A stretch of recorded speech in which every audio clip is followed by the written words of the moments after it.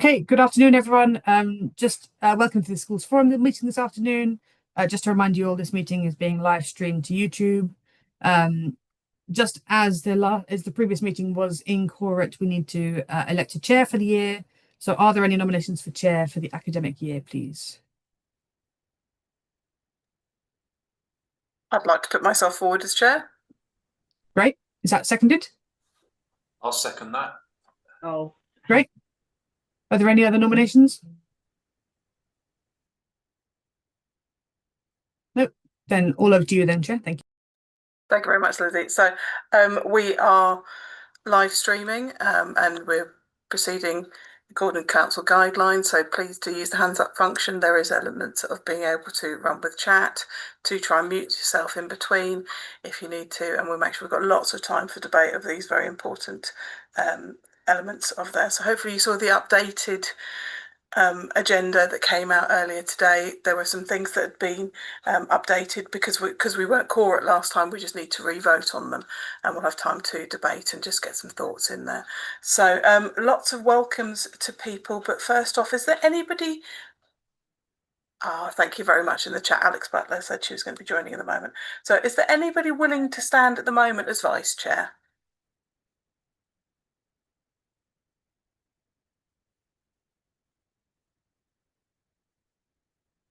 That's fine. Thank you very much. We don't have to recruit a vice chair. It just makes it harder to run the meetings if not. But I'm very, very grateful for everybody's time in the meetings. So we have a very full house. I just want to make sure we introduce everybody who is here debating these important matters. So I'm here. I'm an Academy representative. I'm Liz Savage. Let's go around and just say hello to people around the screen. So Lizzie is our clerk, so I won't get you to introduce yourself, Lizzie, because you're stepping in for Jamie. Matt, do you want to just introduce yourself? Good evening. I'm Matt Espley. I'm the Deputy Finance Business Partner for people within Bracknell Forest Council, picking up children's services and schools and education. Thank you. Rachel, do you want to introduce yourself? Yeah, hi, I'm Rachel, Union Representative specifically for National Education Union. Thank you. Keith? Yep, Keith Granger, Garfield College Secondary Head Rep for Maintained Schools, I should add. Thank you, very important. Lee, please introduce yourself. Hello everyone, I'm Lee Parsons. I'm the head teacher of Uplands Primary School and Nursery in Sandhurst, and we are actually part of the TCAC, the Keys Academy Trust. So here from the academy side of things and primary. Tim, could you introduce yourself? Of course. Hi there, everybody. I'm Tim Griffith, head teacher of Ranelagh School, Academy representative. Thank you. Roy, would you like to introduce yourself? Yes, I'm just a guest actually. I'm the lowly local councillor. Delighted to see you and others, Keith, at the meeting this morning. That was a good meeting. Thank you. We'll tell you a little bit about what that is in a moment. Nicholas, would you like to introduce yourself? Nicholas Ajobu, interim finance business partner for People Services. Thank you. Gareth? Gareth Croxton, head teacher at Sandhurst School and Academy representative. Thank you. And we have an observer in Kate Davis. She's labelled herself as head. You're welcome to say hello. Hi, yeah, I can't work out how to change it to my name. So hi, Liz, and hi, everybody. Yeah, I'm just here as an observer today. Thank you. You're very welcome. Liz Baker. Hello. Oh, sorry, video's gone off. Can you hear me? Yep. I'm Liz Baker. I'm representing primary maintained schools, I believe. I work at Holly Spring Primary School as a business manager, but I'm also a governor in a Crowthorne school as well. But I'm here as a maintained school representative. Amazing. And then we have hiding behind KLS, our fantastic colleague. Hi, I'm Jenny Baker. I'm head teacher at Kennel Lane. Apologies, I've got no signal, so my camera's off today. That's what we all do understand. So if you do want to have your cameras off, if it makes the signal better, that's understandable. So Alexandra Butler will be joining us later. She is going to be a primary representative. Sue Butler is our early years PVI provider. Juanita Dunlop is a primary school representative and head teacher. Richard Ferris is an academy school representative. Matt Hall is an academy representative. He'll be coming to join us. Sean Riordan is primary maintained schools, and Grant Strudley, Academy Schools representative. So it is fantastic to have pretty much a full house of people representing. So We haven't had any apologies, Lizzie, am I right? No, and then we have two guests coming, making themselves available to us. They wouldn't be taking part in the voting. So declarations of interest. So please do declare any disclosable pecuniary affected interest in respect to the matters considered in this meeting. Thank you, Rachel. You start us off. Yeah, just regard to that AOB matter with regard to the Services Fund, obviously I do have an interest in that. Thank you very much.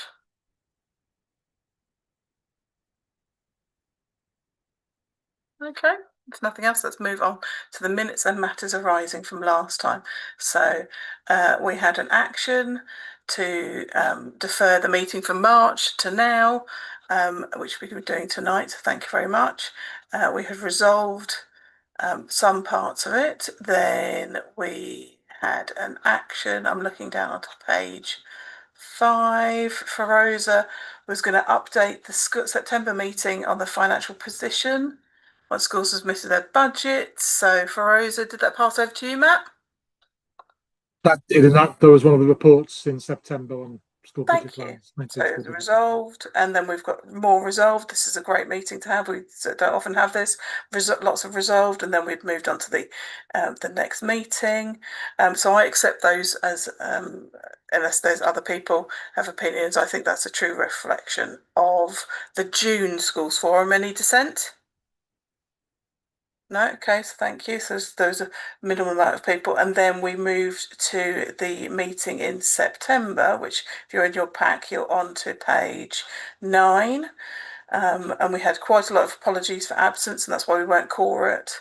Let's go through the actions. Very clear that we couldn't action that we had a subcommittee of the forum meetings to meet for the next to agree the wording because it was in core, it couldn't make any formal recommendations.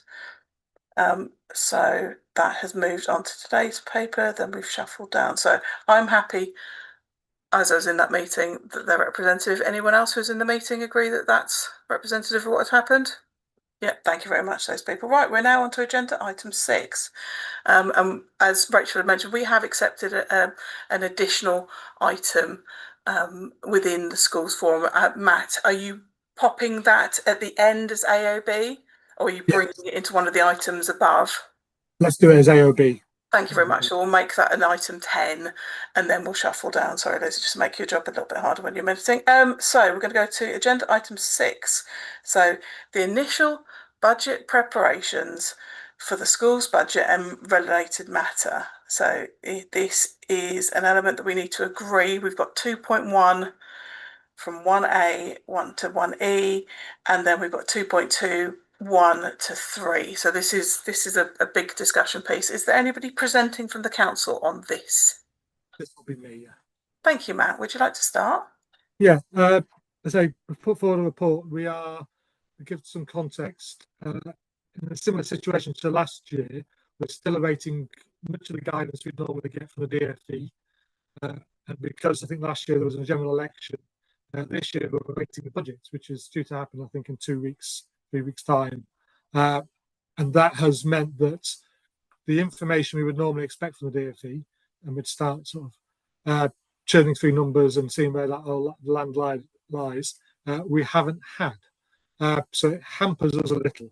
So what's in the absence of that, and again, I'm thinking about timing the next meeting scheduled for December, and again, the budget sort of thing, it gets a little bit complicated.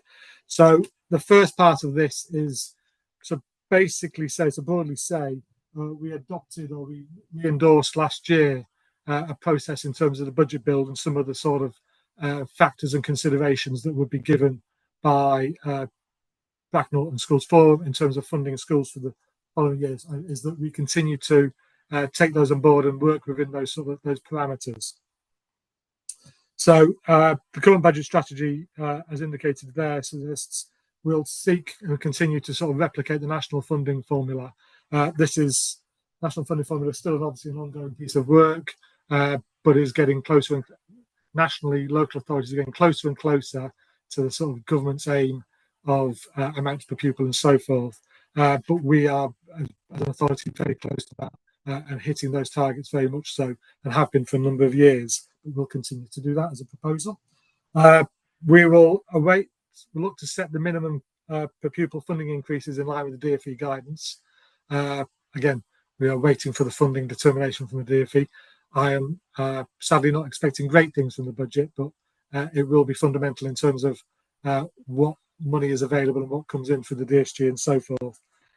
And once we have that, we'll there. But I think as a starting point is we will seek to meet those minimum funding guarantee obligations set out by the DfE once that publication becomes information available. We'll look at the sort of third proposal there. The sort of is where the expanding provision, we build that in, we sort of make reflection of that within our allocations and budget set aside. And I'm working with colleagues at the moment to look at the high needs places for next year. So we'll return to get to the DfE in the next few weeks. So put that information together. We'll consult with schools in due course. But again, we would look at other proposals again. For example, I know Hawthorns will take on another, I hope, 10 or 12 students next year. Some of the SRPs are expanding and continue to expand, and start reflecting that in those numbers. So we will look to do that. We will look to continue with the growth fund, which supports that process. And we will therefore put the allocation for that within the sort of budgets overall. And we will again continue to use what's called the Central Schools Services block to fund those services that fall within those categories. That's the first part. That's a strategy that's been in place, I think, for a number of years within Bracknell, and our proposal is that we can continue with that. I am not expecting any major significant changes in the direction of school funding in terms of expectations of requirements of the DfE. Everything is that, yes, it will continue, just slightly hampered by not having any explicit numbers to see what that means in terms of how it might affect Bracknell. Once we've got those, obviously, we will move to put those out as soon as possible. Pupil census is, I think, mostly colleagues in that team, so we've got that information. We obviously await that information from the DfE once they've cleansed it and done whatever the things they do to it, but we'll have that there and use that information. One change I think we've put in there, I'll just draw your attention to, is that in the past, Bracknell has sought to publish sort of a draft interim budget plan or budget allocations to schools in January, and then a sort of final one in March. I'm conscious, because of the delay in the information, I don't want to make the promise that we'll get something to schools in January. If we can, we will, but awaiting information from the DfE. It's one of their autumn figures. Could be very busy as Christmas for some of us, and we'll take it from there. But any information we get and any we can share, we'll keep schools informed and keep schools informed about how things are moving forward. And I think that covers the sort of strategy we're taking and adopting for 26-27. Are there any questions on that part? Thank you. Can I just welcome Dwayne, who joined us in between, and she's just muted herself. So welcome, Dwayne. We've done introductions. We have a few people joining later. So Matt, your mic keeps on breaking up. There's a few comments in chat. So while we start thinking about who's going to be asking which questions, just fiddle with the connection. So who would like to ask Matt questions on this paper, please?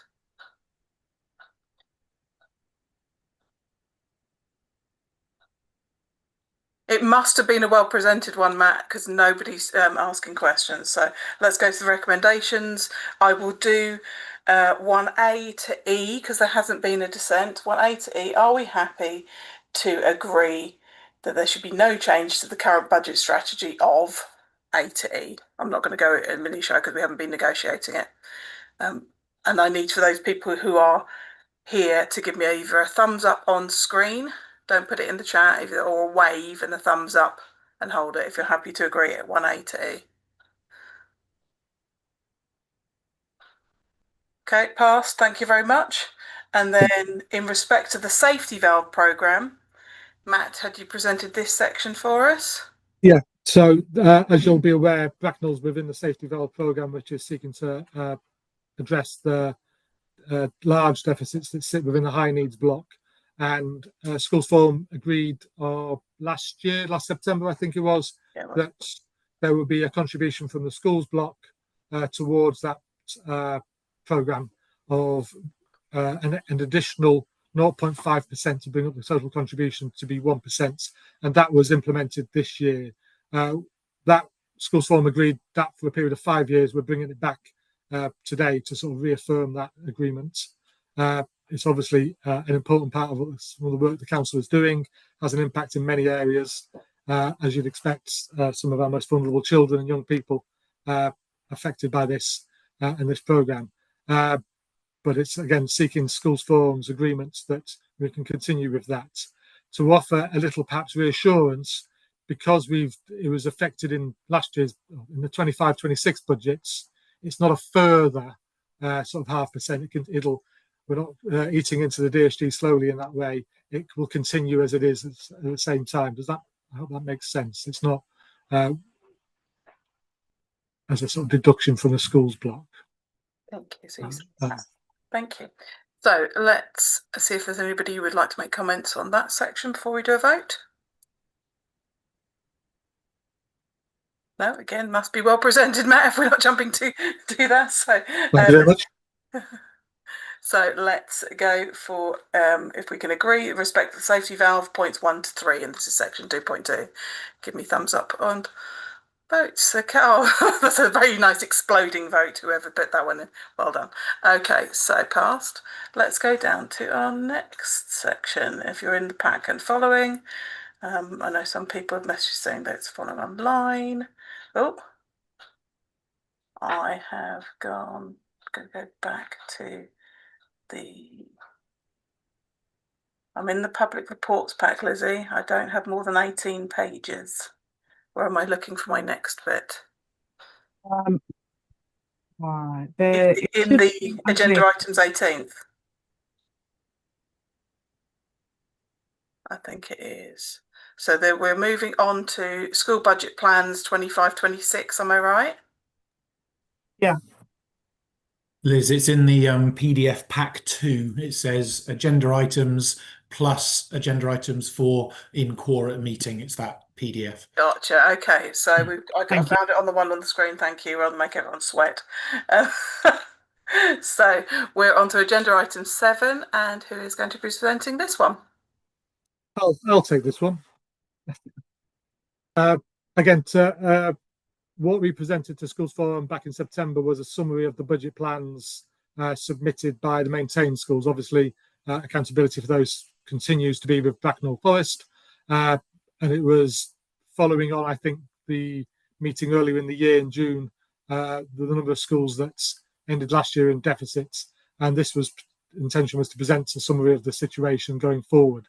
As you'll see from the pack, unfortunately, the situation this year has not got any better.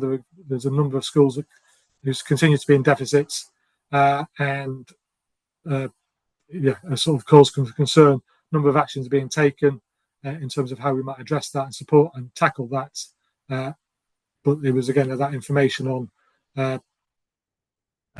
making you aware that schools, and you'll all be aware already, I'm sure, that schools are finding it very difficult at the moment in terms of managing their finances. As I said earlier, I have no great hopes for the budget, but we will await numbers and so forth. Are there any questions on it? It was sort of fairly condensed report, I think, tight. Again, must be well presented. So let's go for recommendations. So 3.1 is the Schools Forum notes the summary budget plan and forecast reserves submitted by maintained schools. Noted.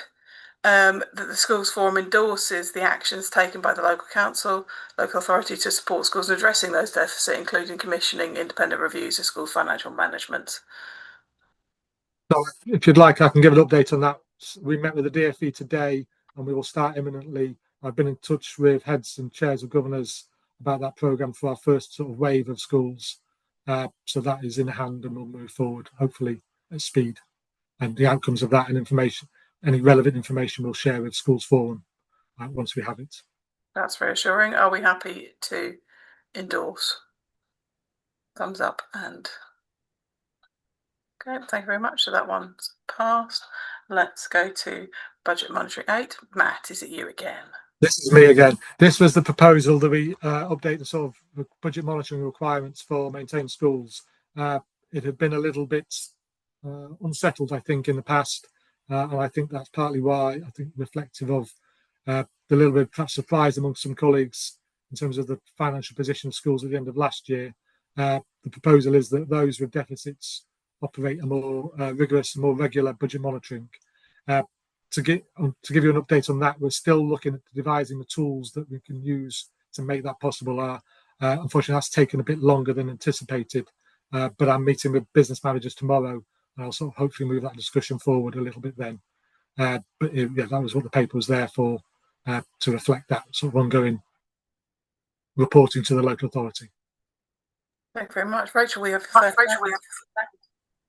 Yeah, so we talked about this before, and it was what Matt's just mentioned. So the schools in deficit, you had talked about them reporting monthly from October, but if there isn't a process in place, what's happening with that at the moment? That's where I'm seeking to develop a tool that can support that process. Again, so at the moment, those schools are in deficit. You haven't had any reporting or anything from them. I've had reports from some of them. What I haven't yet done is collated which ones have submitted. Schools, I hope, will have their own reporting mechanisms. Yeah. And what we were looking to do is standardise that process to help make it easy to consolidate information. Those that so we've had we've had returns. They don't all look the same. Each school's obviously tailored it to its governance requirements. So we're looking at how we might create a sort of more standard template that will enable sort of easier comparison and understanding. Okay, fab. Keith has his hand raised. Yeah, thank you, Liz. I think building on that point just made, I think my concern, I feel I just need to represent the maintained schools heads here and just get some assurances here that you're going to scope up exactly what is required in consultation and with business managers, bursars and head teachers of all those schools, or as many that are willing to engage with you, before we just sign this off and say, yep, that's absolutely fine. I'm just mindful of, you know, the work that may be involved and entailed, which, you know, I think people will readily accept if it's warranted, because the financial position is such. Then, you know, it needs to be supportive, it needs to be constructive, but it also needs to be manageable. And I know that particularly for primary school colleagues, they'll be under immense pressure anyway. So I would like assurances, please, if you can, in terms of the process that you'll go through in drawing up together with maintained schools, the actual detail of how this is going to be executed, please. Absolutely. Again, it's about understanding, taking on board everyone, that sort of discussion. I think one of the challenges, as you say, for many primary colleagues, again, business managers may work part-time, it sort of amplifies that complexity. One of the challenges I need to do is understand how schools' own finance systems, how we can utilise the information on that to best make the process as simple and straightforward as possible. And that's sort of part of the next step, is what information do we need, what information is readily available, and that sort of interpretive, how do those two things amalgamate and come together.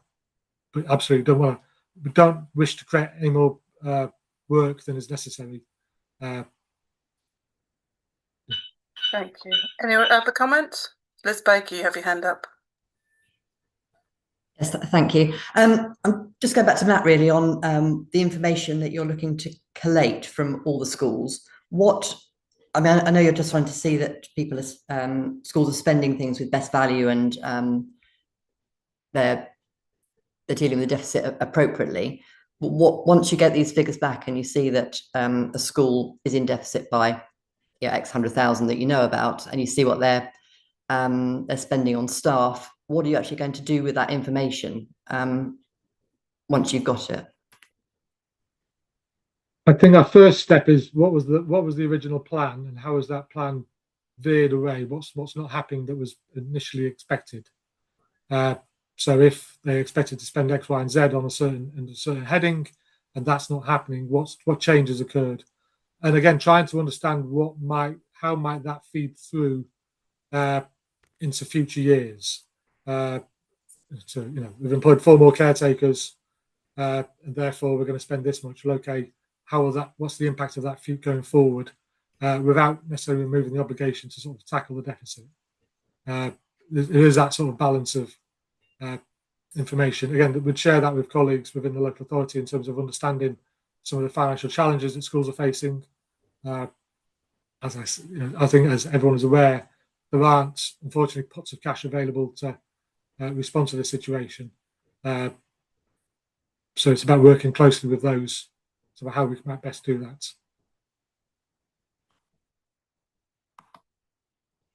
Thank you. I was just responding to something in chat. So Kate, you're here as an observer, but you'd like to ask a question.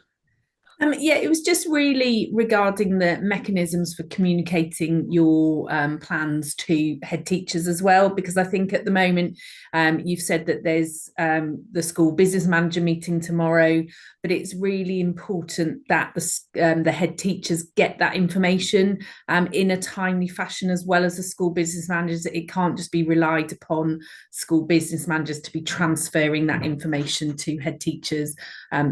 We need to be part of those decisions, and I'm representing maintained heads now.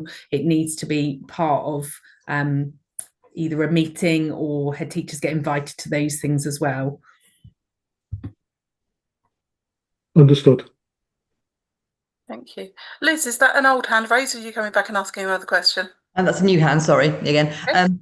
I'm just thinking about what the information that's going to come back to Matt, essentially. So I'm using you, Matt, because that's who's going to look at it.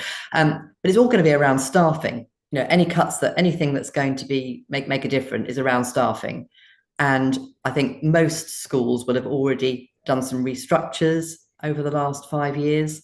And they'll get to a point, especially with small primary schools, I would imagine, is you can't cut any further. And with things, the cost of employment rising the whole time, I think people are going to find it difficult as to where to cut the corners. And cutting the corners is going to mean that the people that suffer are the children and staff well-being. So it's a comment rather than and I know no one's got the magic answer, but it would just be interesting what actually we get out of the outcome of the information that we send back to Matt when he asks. Liz, that's exactly the sort of comment that we need to hear. So, Rachel, back to you. Yeah, thank you. We're probably heading in this direction, but just an observation that I feel it would be difficult to vote on this at the moment, because there are still quite a lot of unknowns as to the process, the information, and how it's being communicated. And it's something that perhaps needs a little bit more thought before we can actually agree on the process.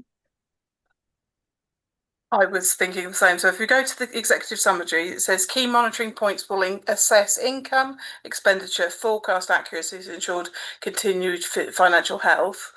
And then obviously that we agree that there should be quarterly and monthly monitoring for not in deficit and in deficit. I do think we need to have a bit more explanation about what is being collected, because if the laudable aim is to minimise administrative burden, until we get a little bit more detail, it is reasonable to push this one to next time.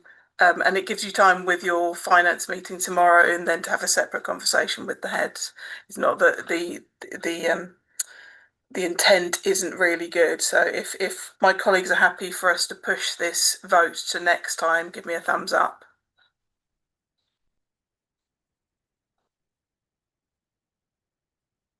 Okay. Okay, most people saying yes. So Matt, is that okay? Just work a little bit more with the team. I can see nodding. But we're all agreeing that the executive summary is exactly where we want to head to. Nobody wants to be in this position financially. Nobody wants to be creating pressures, because as Liz said, probably the first thing that would go is staff. Keith, you had your hands up. Was that just a vote? I don't actually think it needs to be stated, but yeah, obviously on the basis that Matt in the meantime has those discussions with bursars and head teachers, so we've got more information on which to vote at the next meeting. Absolutely. But I think that's been said. Thank you. Absolutely, Keith. Thank you for being there. So let's move down to the next item, was agenda item 9. Who's presenting this one? I'll give it a go. Shall I give it a go? So I've got a muff coming back here. I've got the right, make sure I've got the right, the high needs block from March 25 report. Is that one? So again, in March 25, earlier this year, paper was presented to Schools Forum where there were sorts, recommendations were made, including that Schools Forum agrees that there are appropriate arrangements in place for the education of pupils with SEN and the use of pupil referral units in the education of children otherwise in the school. At that meeting, I understand that Schools Forum deferred that decision. I think there was an Ofsted inspection report pending before my time with the authority. And it unfortunately didn't get picked up again in the June meeting. So we sort of brought it back to September. I think there was a sort of a view that we have sought this endorsement recommendation from Schools Forum. Obviously, budgets have been on and managed and so forth, but it was part of the process and the paperwork from that time. So this has been held over for 5 meetings now. So it was March and we're now in November. Comments from my colleagues, please. Keith, please start us off. If I remember rightly, I think in the March meeting, it was suggested that we work on a rewording. I could be wrong, but I think that's where we were at, trying to help move this forward, but it needed rewording. I don't think people supporting the straightforward recommendation with the wording as it was. So I just wonder whether any progress has been made on that needs to happen to help move that forward.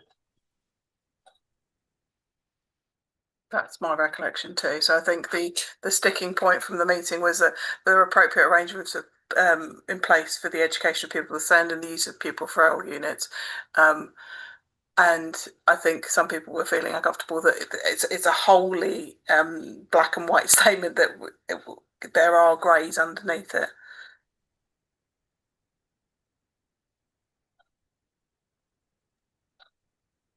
Is there any sort of further nuance or detail that Schools Forum might like of that rewording? I think saying that there are appropriate arrangements but then the vision for it are 2 different things.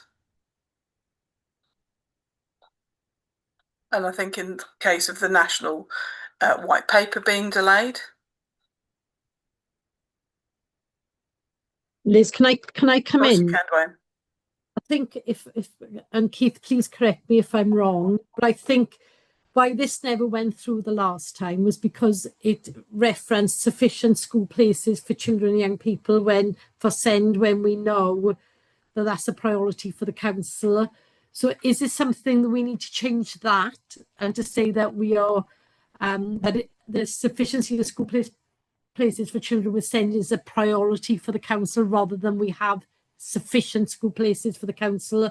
Would the Schools Forum be happy with that nuance rather than what's in there? I've got nods around the room. Yes, so the priority for the council is to look at the sufficiency of school place planning rather than we have sufficient places. Okay, I think if I get that, Matt, if we can get that report amended, sorry, and we'll bring it back to the next Schools Forum. Thank you. Thank you very much, Dwayne. Really appreciate that. So I think we are on to our AOB. So Rachel had raised a question as union rep. She's already declared an interest in this. Matt, do you want to just explain the question that was raised? And I was going to ask Rachel if she could. Okay, we can do it that way around. Rachel, would you want to explain the question that you raised? Yeah, so within Bracknell Forest, schools pay into a facilities fund, which is used to fund representation by the unions. What I haven't seen in probably a year, and looking back over minutes, I can't see where the agreement is as to which schools are paying in, how much is paying in, and also somewhere there should be accounts for that fund. I am asked annually to justify to give a breakdown of my hours that are used on facilities time. And we then invoice Bracknell Forest for that time. There is a query as to how that invoice is paid, because it's currently being queried. So the accounts for that facilities fund, who is actually taking monies from it, who is paying into it. Because obviously schools that pay into it are entitled to slightly different union representation than those who didn't. So it's just being able to find that information, which I haven't been able to find and don't seem to have a contact for. Thank you. So Matt, you had agreed that you were going to respond. Yeah. So I understand this is part of the staff absence dedelegation process that sits within the authority's funding. And there's a pot of money that's taken off schools. And I'm sorry, I can't remember the amount per pupil or how that's determined, but it comes into the authority. Primarily, that covers maternity leave in our maintained schools, but also there's a couple of union duties and facilities times, as it were. I think jury service is also covered, and some of those other civic duties are sort of within the range of that pot. I haven't got the details. I don't know about this year. In terms of last year, 24-25, the sort of spend was about £14,000 that went out to 2 schools. And I think, Rachel, that'll cover some of the payment that's been made on sort of behalf of you, as it were. Yeah, I can dig out or try and establish what I'm not entirely sure. There's a hypothecated amount for this aspect of staff absence or that absence. I think it's starting a more general pot that says staff absence, and as those things are called upon, as I say, as maternity leave may be called upon, we pay out to schools to reimburse them those costs. So I don't think it's explicit for facilities time or jury service and so on. It covers those absences. But I can certainly look to see, I know there's a conversation about dedelegation going forward in future years and what that might look like. I mean, we're certainly part of that. Thank you, Rachel.